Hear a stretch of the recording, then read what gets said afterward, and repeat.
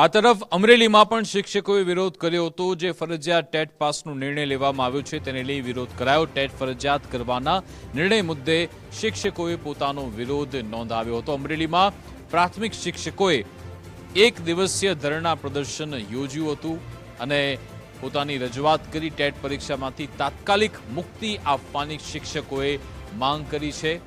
રાજ્યના 22 જિલ્લાઓમાં શિક્ષકો દ્વારા વિવિધ કાર્યક્રમ યોજવામાં આવ્યા હતા।